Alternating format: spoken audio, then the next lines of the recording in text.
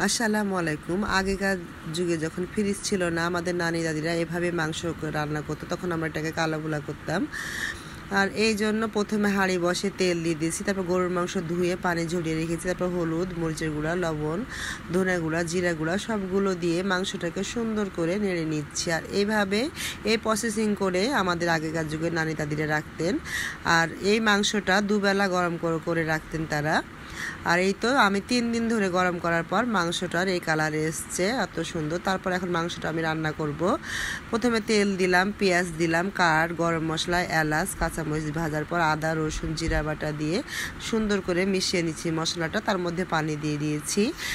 পানি দেওয়ার পর আমি হলুদের গুঁড়ো, মরিচের গুঁড়ো, লবণ আমি আবারও সব মশলা দিয়ে দিলাম। মশলা দেওয়ার পর সুন্দর করে মশলাটাকে কষিয়ে নিয়েছি। আর দেখতে পাচ্ছেন কত সুন্দর কালার। তার মধ্যে আমি মাংসটা দিয়ে দিলাম, ভাজা মাংসটাকে।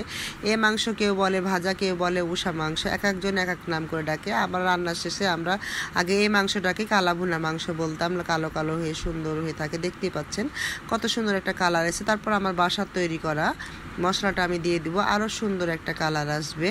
আর এই তো দেখেন মশলা দেওয়ার পর নেড়ে নিয়েছি সুন্দর করে, কত সুন্দর একটা লোভনীয় কালার আসছে। আর এই মাংসটা এখনকার আমাদের যত মুসলিম ঘর আছে, সবার ঘরে ঘরে এই মাংসটা এখন আছে। আল্লাহ হাফেজ।